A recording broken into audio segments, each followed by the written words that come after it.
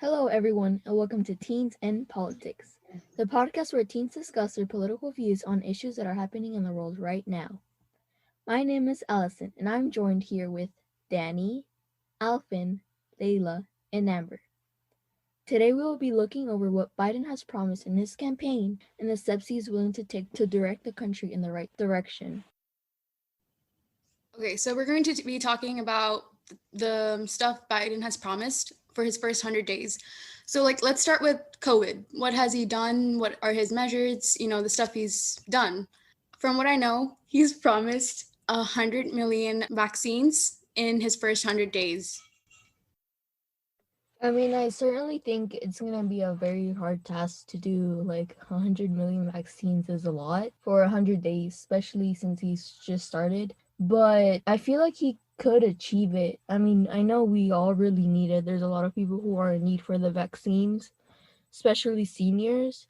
So I think it'd just be very good if it did happen. Speaking of vaccines, Biden also said that he'll encourage Americans to mask up. Or, in other words, he's going to try and encourage everyone to wear masks. The idea of encouraging people to wear masks is a good idea, but I can't think of any other ways that haven't already been tried. Except arresting people or something. I don't know. I think there's just so many people that are so against the idea that they'll never do it. I don't know. I feel like it's just a lot of people. And there's so many people, more people than you think, that just refuse to learn the facts and go out and do their research. They heard once on Facebook that a mask doesn't work through a diagram that some guy made in his mom's basement. So they're so convinced that it doesn't work. I see in stores and stuff, people that have mesh masks and stuff that serve absolutely no purpose. And nobody's telling them anything. I've seen people with no mask at all, with a mask mandate posted on the door, and nobody's saying anything at all. The thing with the mask up stuff that Biden has promised to push is that he can't really do much about it. Honestly, yeah, he can be like, oh, you need to put masks on, whatever, but he can't really enforce it. It's more of the governor's job or the governor's choice. And so if Biden wants to put this forward, this mask up thing forward, the governors have to agree. So he has to work it out with the governors. And honestly, with the people and stuff, like how Danny was saying, there are so many people with the mesh masks, and masks are the trend. And so there are so many fake masks out there, and masks with different designs, whatever, but they really do nothing. I do definitely I think that it might help a little, at least a little, because as president, a lot of people tend to follow what they say, right? So I think it might influence how some people think, but I hope it changes as we go. Okay, but Allison, yeah, he's the president and many people might follow him, but like Danny said also, there are so many people out there than more than we think that don't feel like following the rules, or just because there are rules, they're like, I'm going against them. And back to the vaccines, because we didn't really get to look into it. He said 100 million, and that's like a million a day. I also think it's unachievable. Well, he could do it, but it's gonna be a big challenge.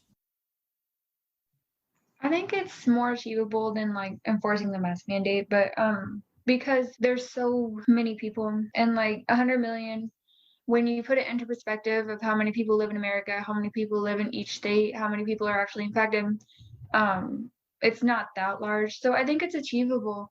But I think the problem is, again, just people not wanting to do it, making excuses that it's a hoax, it's not even real, those people didn't even die, and stuff like that. And also people that are worried what's inside it, it matters at all. Yeah, I think it's achievable, but in a different sense, it's also very unachievable.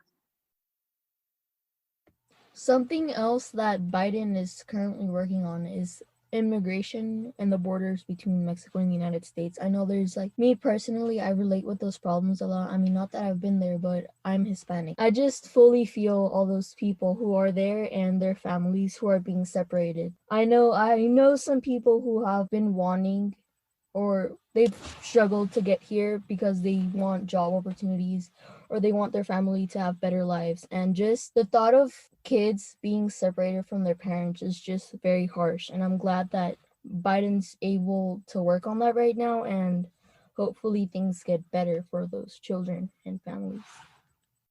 The wall thing that Trump wanted, it's also being taken down, which is really great. And Biden has also taken measures to like support the people who are called dreamers, the kids that are brought with their parents, like, and they're born in Mexico. I think that's what dreamers are. They're born in Mexico, but they're brought with their parents when they come here. And so they're like illegally here in a way. But Biden has promised to support the people who are illegally here in their citizenship, like, and like make a good path for them to like gain citizenship, and also the people who are already here to get them more money or like loans, and so that they can be supported here good. Like being on immigration, there's the Muslim ban, right? The Muslim ban. And Biden, so I don't know if you knew about it, but in 2017 Trump passed a Muslim ban, and it was mostly on any Muslims from like Muslim countries. And actually it's not just Muslims, it was just people from big Muslim countries. They couldn't come to America. And Biden took it away, and he was like, we can't have a blanket ban. So like we'll check visas, and if they're good, we'll let it pass, but like no blanket bans. Something that Biden is working on and he truly believes in is climate change. I know Trump, I believe when he entered in presidency, I don't know if it was 2016 or 2017, he dropped out of the Paris Climate Accords, which is a very important agreement in which they work to better the environment and how we work with it. So I think Biden rejoining the Paris Climate Accords is a very big step for our environment. I'm happy that a lot of people now, they care about all of this important stuff that is going on, especially regarding climate change. But I think it's very important that we rejoin and that we try to make this world a better place, I guess. What's happening really with the climate change is he was trying to rejoin with the Paris plan. That plan is about like every country trying their best to like lower their carbon emission. So like by 2050, like we'll have zero or something like that. And if hopefully the United Nations will like accept this plan. But the most people who emit carbon emission are China and India also, like including the US, but China and India, because they have a lot of population. And so like they haven't signed on yet. Hopefully they'll sign in so that our world will, like as Allison said, go to the correct place and we can make it better. Another thing that Biden promised was the student loans, debts. So there are many kids out there, actually many families that lost so much money and lost so many jobs because of COVID. And Biden has promised to give them like loans, money to help, like the best support, I guess, as he can for those kids and families out there.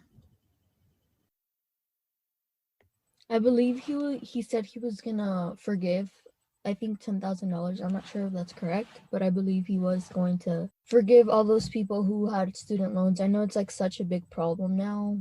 I mean, a lot of people who literally now have jobs, they have to still deal with student loans, and it's a lot.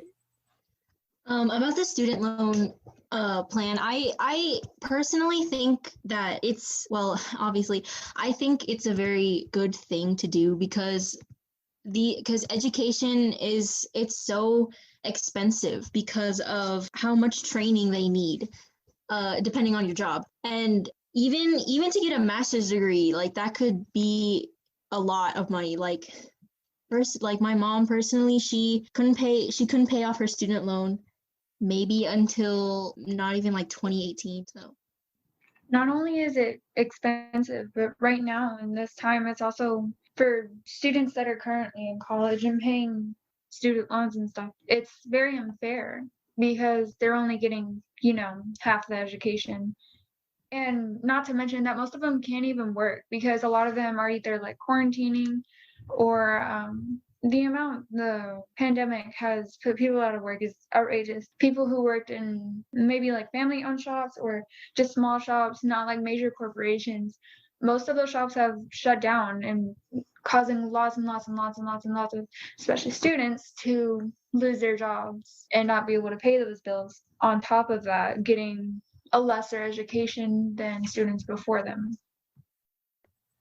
I think one of the things that Biden was campaigning to was increasing taxes for people that have more money. As far as I know, I don't think he's done anything to change anything there so far, but I personally still don't agree with the tax plan that much anyways, but I don't know what anyone else thinks about that. So Can I ask why you don't agree with it? I do, yeah. I think rich people do have a lot of money, and of course, like, you can, cut some slack there, like, not cut some slack, that's stupid. Like, give some money to the economy. Like, there's a lot of uses it could be put to, but at the same time, I do believe in equality. Like, everyone should be put under the same rules. Everyone should follow the same rules, like, regardless of how it is. Like, that's how it should be, in my opinion. I see where you're going with that, but the thing about the same rules is that I'm trying to think of like an analogy or something to explain it, but like if everyone is following the same rules and say like if taxes were to work this way, if someone makes 30,000 a year, then 5% of that would be taxes, right? Probably not. That's not the actual number, but just like an example, 5% of that would be taxes. So if a millionaire that makes 10 million a year, 5% of that would be taxes. But it's the same percent, but one is going to have to pay more money because they make more money.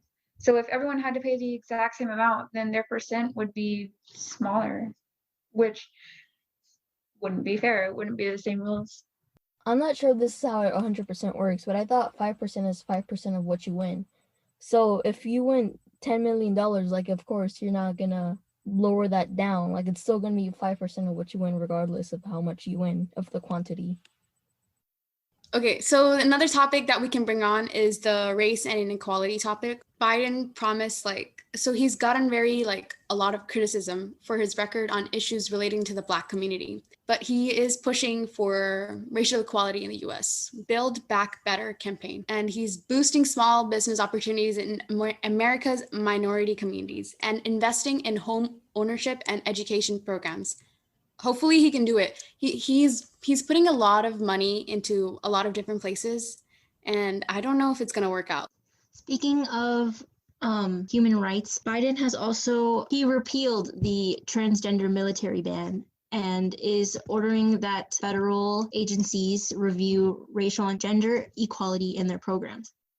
Something else was the Obamacare. So when President Biden was the vice president, when Barack Obama was the president, so about 8 years ago, and when he was vice president, Obama was taking care of the Obamacare, and that was about because of the people that have a lot of money that it could go and help other people.